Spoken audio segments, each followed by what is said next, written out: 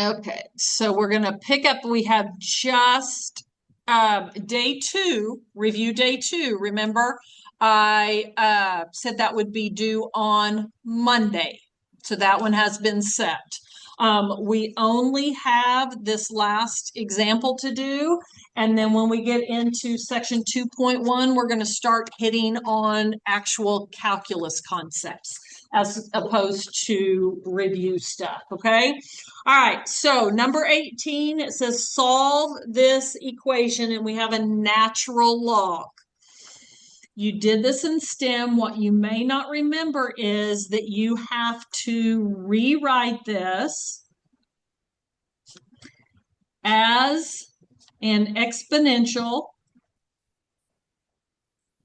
equation. Because right now I can't solve it. I have to rewrite it as an exponential. All right, well, I need to know on a natural log in order to rewrite this as an exponential what the understood base of a natural log is. So for if it said log, we know it's understood to be base 10. What is it for a natural log? Hint, hint, it's a letter, E. So that's understood to be the base. Okay, how do we rewrite exponentially? You start with the base and you move counterclockwise. So if I was going to rewrite this exponentially, it would be e raised to the third power equals the square root of x plus 1. Now, I'm not solving for e, so we are not going to take the cube root of both sides. I'm solving for x.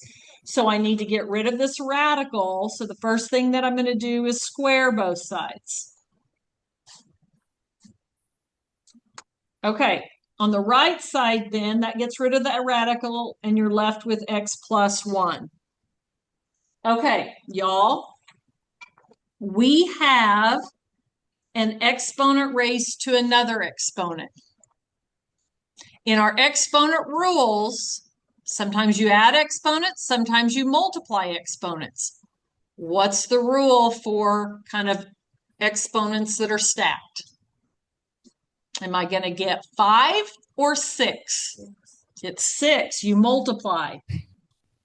So if you have trouble with this, what we just did was e cubed raised to the second. The rule tells me to take 3 times 2, and I get e to the 6th. If it would have been e to the third times e squared, where they both exponents have the same base, this is when you add. Common error. So get that rule, refresh that exponential or exponent rule in your head. Okay. All right. So then all we're going to do is subtract 1 from both sides. So we get e to the 6th minus 1 equals x. And we have solved for x. So we would be done. So that's all we had left in that.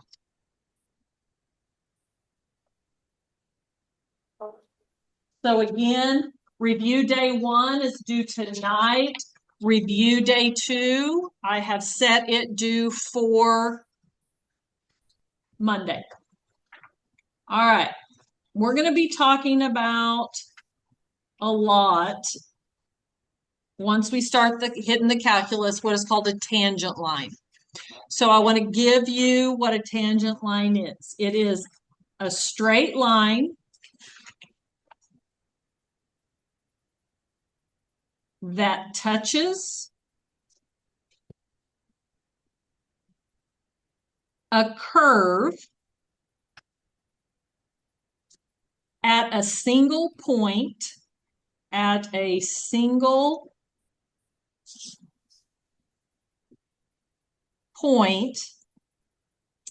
and has the same slope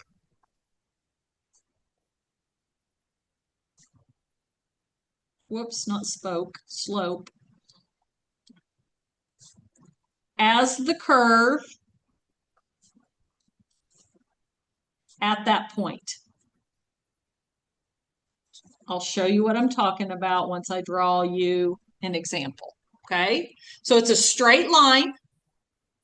It touches a curve at a single point, and then what's critical then is the slope of that straight line is equal to the slope of that point on the curve. Okay? All right, so let's take a look at, well, let's talk about slopes. Okay, slopes we know represent rate of change. Anytime you have found the slope, so if we go back and talk about how you learned about slopes from the start, it's the letter N, and you know that means rise over run. So if you have a point, then you know the slope is 2/3, +2, up 2 to the right 3, rise over run. And that represents the change in Y over the change in X.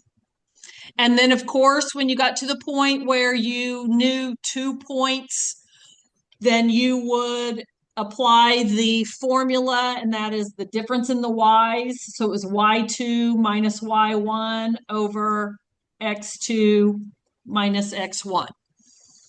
So that's all the algebra and how you have done it in the past. So we're going to have to apply that definition of slope. Now, speaking of a tangent line, okay, so I'm going to create a coordinate system. And I'm going to make a curve.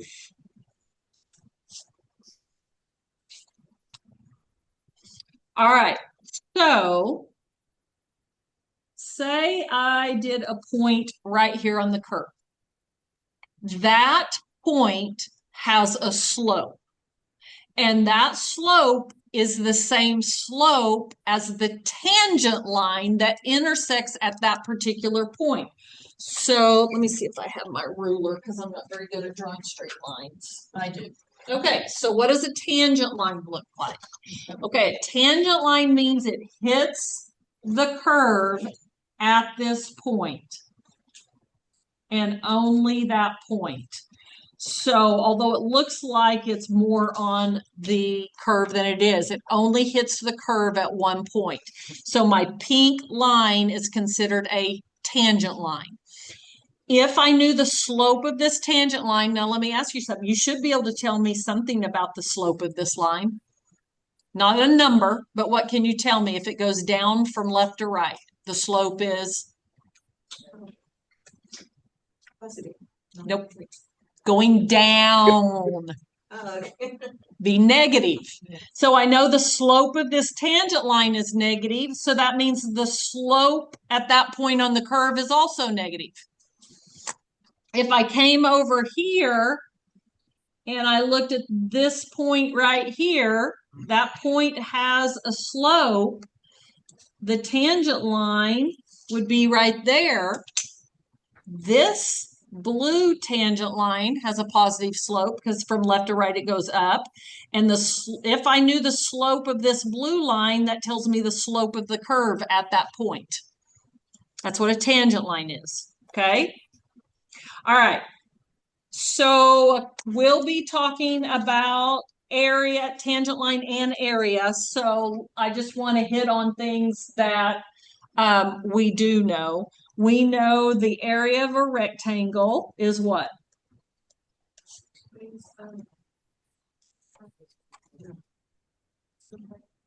How do we find the area of a rectangle?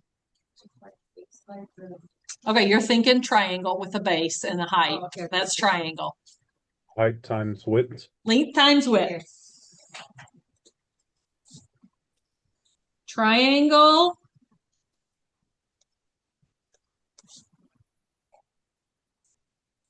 They know that one?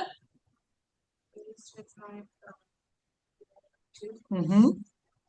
Base times height divided by 2, or 1/2 base times height. They mean the same thing. All right, now volume, we're just going to refresh our memory on the volume of a rectangle. What is that? length times width times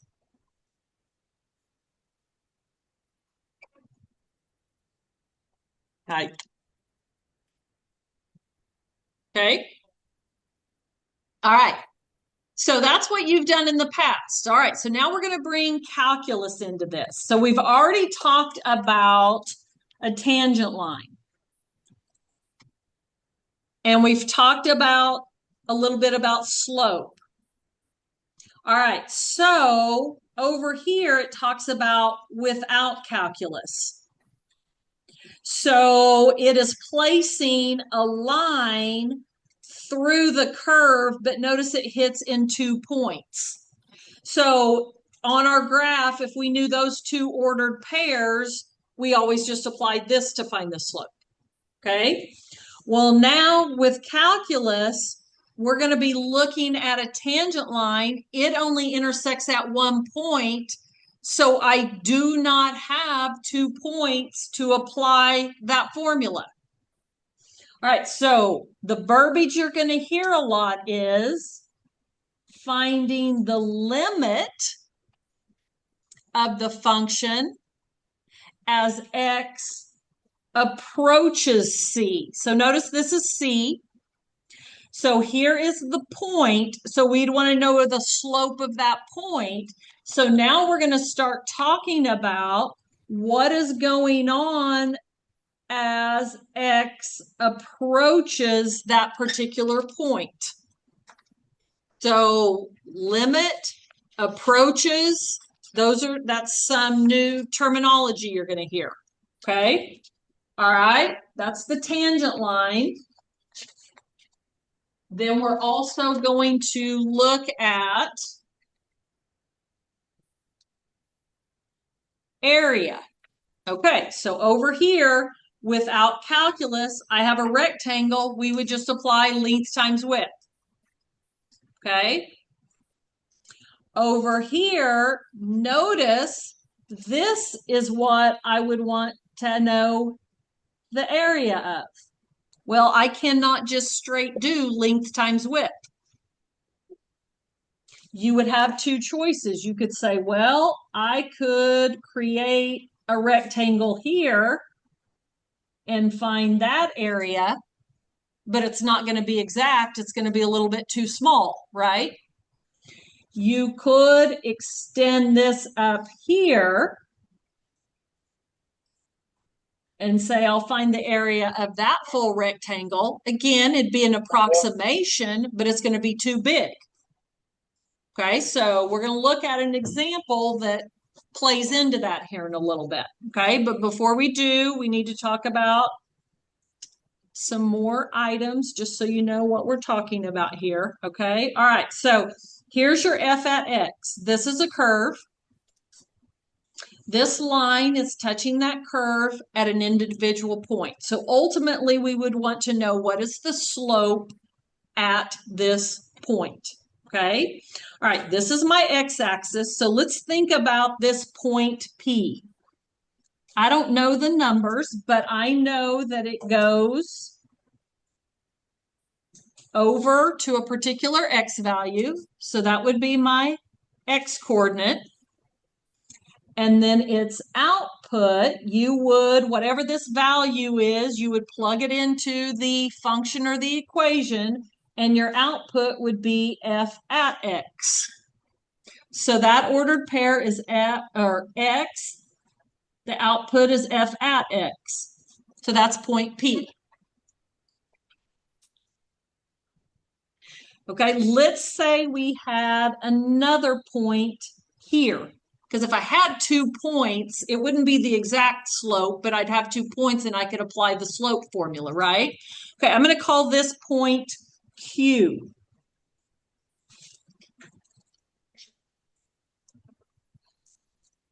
Now, I can't use X again because that represents here.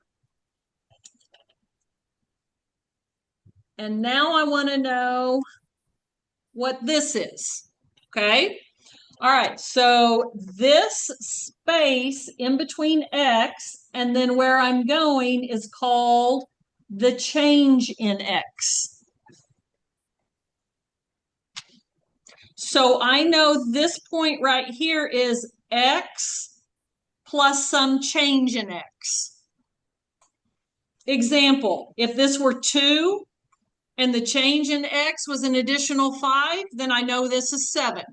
Okay? But in general form, we're going to call that x plus the change of x. So for my point Q, that is my x coordinate, x plus the change of x.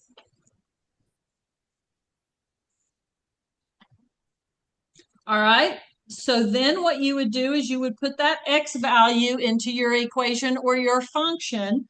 So the output would be f at x plus the change of x. So whatever we plugged in, we would then get that output. So this is f at x plus the change of x. That's also called delta x. Okay, so technically, if we're thinking of ordered pairs, then this is x1, y1. This is x2, y2. So now we can apply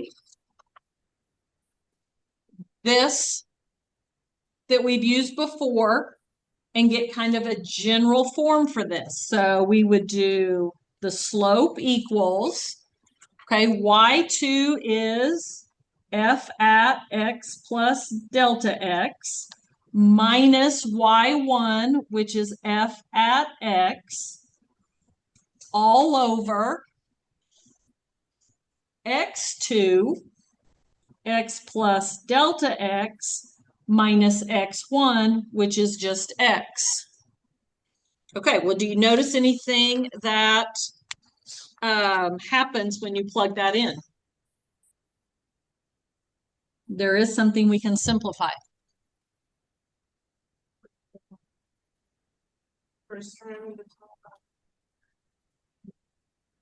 So in the numerator or denominator? Well, the numerator. Okay, this can't change because I don't know what my equation is. So the numerator stays the same because we haven't put it into an equation or a function. So I don't know if there's anything that I can simplify or not. Because we don't distribute this f through like you would think. That's not what we have here. Okay, what about the denominator where we don't have any f's at? Yeah, what happens? What's x minus x? So your x's cancel out, so you're just left with the change of x. Okay? All right. This is a similar picture to what we just did. Instead of x, they've used c. So I used an x, they're using a c. So it's exactly the same, it's just that, so this is your change of x, notice that's right here. So they just use c instead of x, but it means the same thing. Okay, we've talked about a tangent line. That is where it intersects the curve at one point. In this picture, they have the 2 points, and notice they have a line that is connecting those 2 points. That is called a secant line. So this line is considered a secant line. Whereas the tangent line, I'll just draw it. Where'd my ruler go? Oh. Okay, so if we're talking about this point, I'm going to do in pink the tangent line. Okay? Is the slope of the secant line going to be the same slope as the tangent line? No. Okay, so here's what they do. Here's your point P, here's your point Q. Here is your secant line. Then notice what they did. They moved this point Q down here. It's still not going to be the same slope as the tangent line, but it's getting closer to it. And then they move that secant line point closer and closer. And that's kind of the tangent line process that we do, we move that point closer and closer as it approaches point P. So the closer and closer and closer that this moves, I'm getting closer and closer to finding the slope of the tangent line. So approaches is what we're looking for because we are approaching the tangent line. Okay, so that's the process we're going to do down here. All right. So just so we don't lose sight of it, because I'm going to start doing a lot of writing. So here is my function. I actually have that graphed right here. Okay. All right. I am going to put a point at 1, 1. Okay. Now, if that's not given in WebAssign, think of a t-table. I let x be 1. I let x be 1. So f at 1 equals 1 squared. 1 squared is 1. That's where they got that point. Okay? So then what I'm going to do is I am going to try to draw an accurate tangent line. This might get a little messy, so I'm going to try to do different colors. Okay, so I want to know the slope of that tangent line. Okay, so here's what I'm going to do. We know that I'm going to call this point P, and we know that point P yields the ordered pair 1, 1. So what I'm going to do is I'm going to create some points on the graph and create some secant lines. Okay. All right. So let's start with, I'm going to do x is 2. So what would f at x be? Right. You put f at 2, 2 squared is 4. All right. So now we have a point 2, 4. I'm going to graph that. I'll just graph that in black. So I'm going to go over 2, up 4. So it's right here. So that secant line would be connecting those 2 points. I'm going to do it best I can. Gets kind of a little ugly here. There. Okay.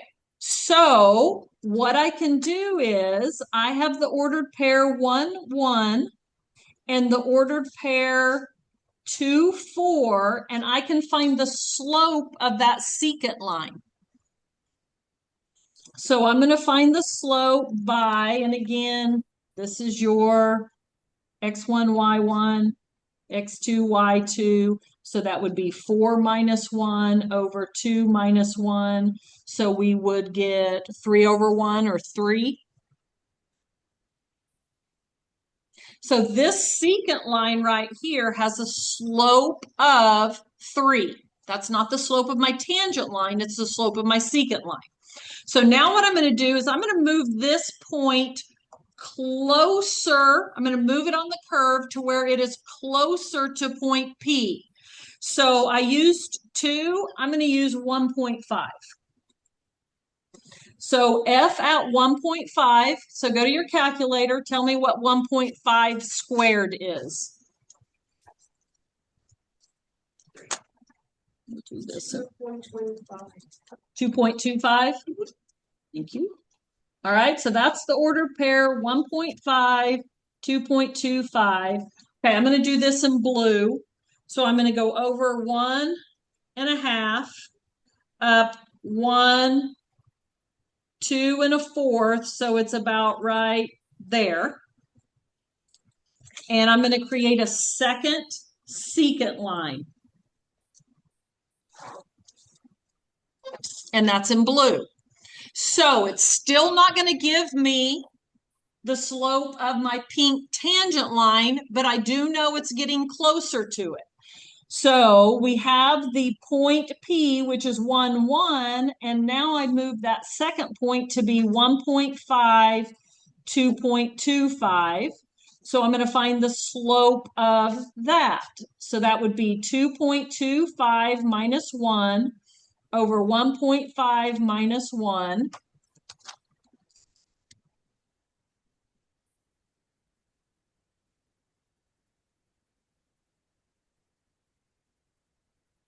And I get 2.5. So the slope of the blue line is 2.5. I think I've got an orange one. So here you go, all my OSU fans. I'm going orange. Okay. So now what I want to do, I started with my second point being up here. I moved it closer. Now I'm going to move it closer again. I'm going to go to 1.1 because remember, we're moving closer and closer to the value of x equals 1. So 1.1 squared, 1.21. So that's the ordered pair, 1.1, 1.21. Now this is a little bit harder. So I'm going to go 1.1/10, and then I'm going to go, I mean, now we're getting close about right here. Now it gets harder because I got to connect those two. And it's getting closer to my pink line. So now I'm going to see what the slope of that is. So I'm using 0.11. That's the point P. And then the point I moved closer, its output was 1.21. So now I'm going to see what that slope is. 1.21 minus 1 over, whoops, y'all. Sorry, I did that wrong. I didn't do the whole ordered pair. What was it, 1.1? 1.21, sorry. I'm still going to do 1.21 minus 1 over 1.1 minus 1. 2.1.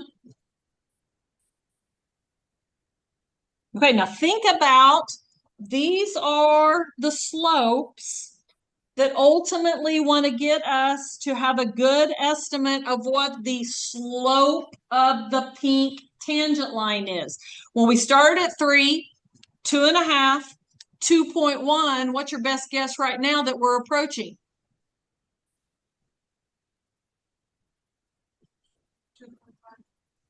Well, here's 2.5. This one's smaller than 2.5. And we haven't even hit the pink. All right, let's do one more. Let's do 1.01.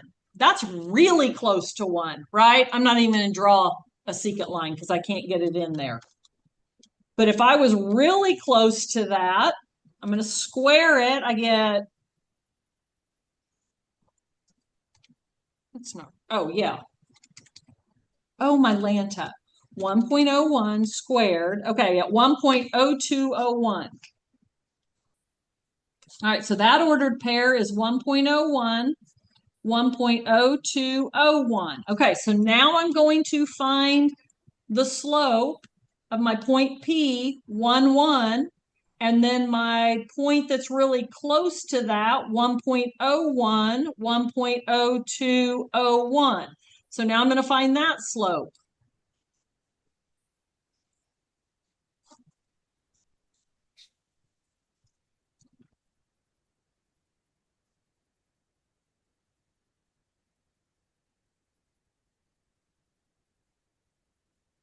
.01.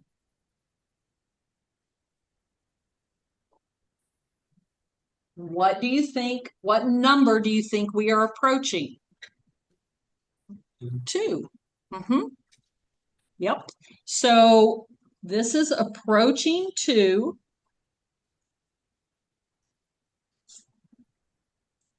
Which tells me then, because we're getting closer and closer to the point of the tangent line, so the approximate slope of the tangent line is 2. And just, I'll do this. The tangent line is my pink line. And that is ultimately what we are trying to find. What is the slope of that pink line? And using the secant line, the tangent line, and choosing points, a great guess would be is it's approaching the value of 2. So that tells me the slope of this pink line is 2. It also tells me the slope at that point on the curve is 2. Okay? Ms. Schumer, Yeah. you chose your original point P as 1, 1, kind of just randomly, but we could. No, because of this. I can't see. Oh, sorry. Right. I just like, chose. You're gonna have a different tangent if you chose 2, 4 as your P. If I chose this as P. This is P. It would have a different slope. Every point on the curve has a different slope. Yep. Every point on the curve has a different slope. Okay. Yep. By the way, those of you that can't see whom just spoke, that is a colleague of mine, and she has not taught Calc, so she's hanging out with us some this semester. Okay, so now we're going to look at how would we approach this if we're going to solve it as an area problem. So this is where I was talking about, I mean, I can't just do length times width because I don't have a perfect rectangle. You know, one estimate, I mean, you could do this.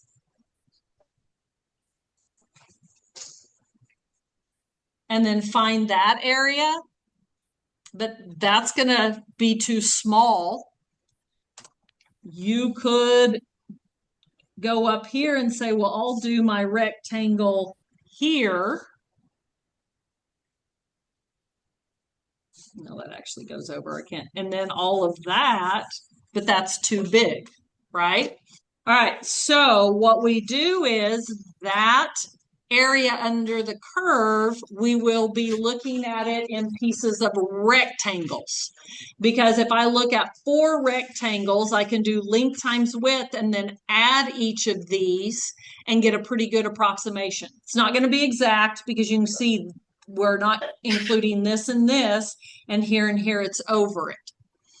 Then if we went to 8 rectangles, the more rectangles you do, the closer you're going to get. So if I did 16 rectangles, that would even give me a better estimate. Okay, so we're not going to do 16 rectangles because that would take too long. But we are going to do is look at,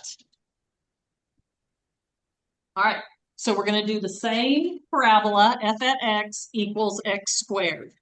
Okay, so here is what my graph is. And I want to know the area under the curve. So I'm going to bind it here. So I want to know the area under the curve here. Okay. All right. So here's what we're going to do. Here's 1. So what we're going to do is we're going to divide this into 4 rectangles. So half is 0.5. So 1, 2, 3, 4, 5. So 2.5. Here is 0.25. And then I'm going to go halfway between 0.5 and 1. And here is 0.75. Okay, so think of a t-table. And we're going to use x as 0.25, 0.5, and 0.75. Okay. All right. So we are going to create rectangles then. We divided this in 4s. I can't do a rectangle here. So I am going to do straight over this way. And I am going to create a rectangle here. And then the 0.75, I'm going to draw a straight line up here. All right, so then I'm going to do a rectangle from here to here. I'll do that in blue.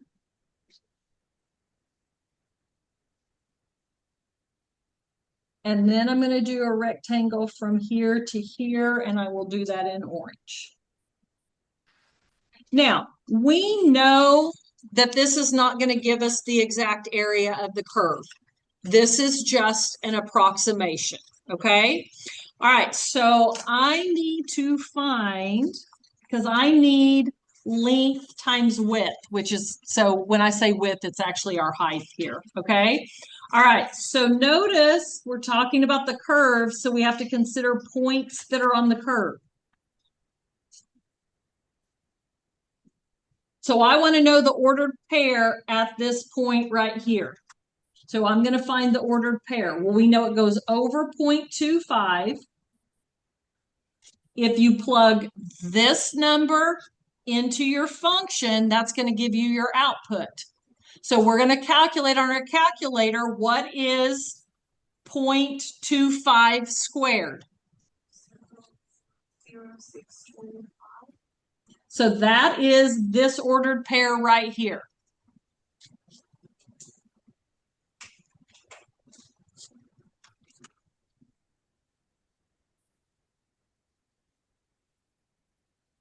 Okay, so now we're going to do the same thing for this ordered pair. So we have 0.5, that's my x coordinate. Now we need to know what is the output. So we're going to do f at 0.5, and 0.5 squared should be 0.25.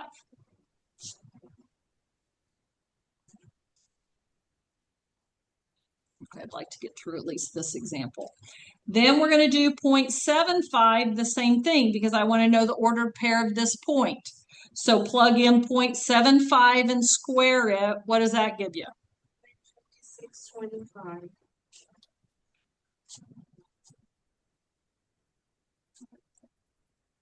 Okay, so those are my ordered pairs, okay?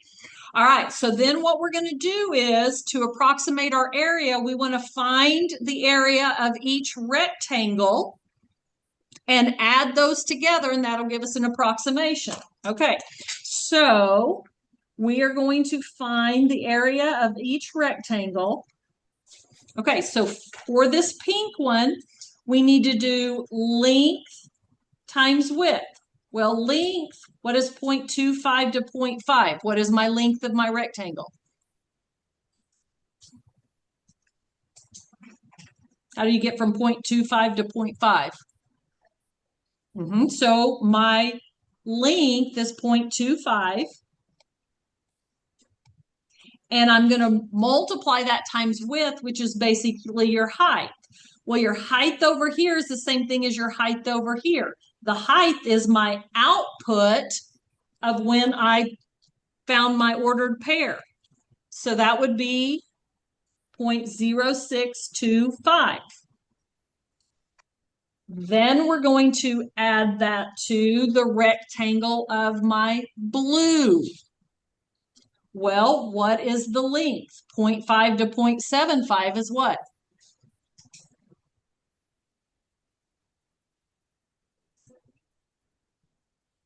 Think of money, 50 cents, 75 cents.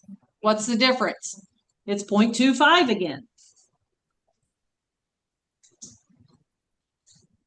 And its width is its height, which is the output of that second ordered pair.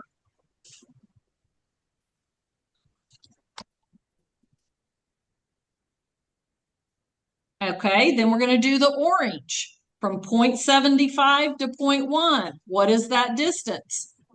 0.25. So notice their length was the same on all of them. Their height is what's different. So the width basically is all the same and the height is different. Okay, so what is the height of this? It's this point that is on the curve, and it's that output, which was 0.5625. So I add these together and I'm going to get an approximation. That's what a curly or a squiggly equal sign is. So 0.25 times 0.0625 plus 0.25 times 0.25 plus 0.25 times 0.5625. So I get 0.21875. And this would be units squared because area is always squared. Okay, that is an approximation of the area under the curve. But we can look at our picture and we know that approximation is actually what? Well, we're leaving off all of this, all of this, all of this, and all of this. So this approximation we know is too small, too small. Okay, so all we're going to do on this next one, because this is the same thing, we're just going to divide it up a little bit differently. So we're going to divide it up, and then on Monday, we'll do the calculations for it. So go and find 0.25 again.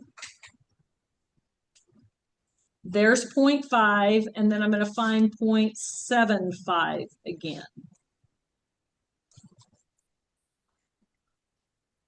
But now what we're going to do is we're going to have our rectangles go this way.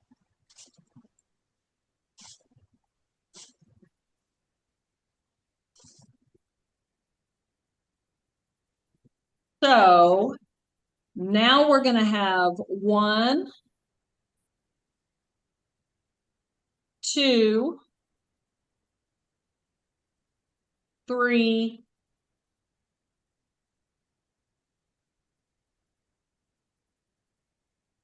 4 rectangles. So on Monday, we will do this same process, and then we're going to find the area under the curve when we divide it up this way. Okay? All right, so let's see. Okay, you have, okay, I'm going to go ahead. One of these days, it may double up.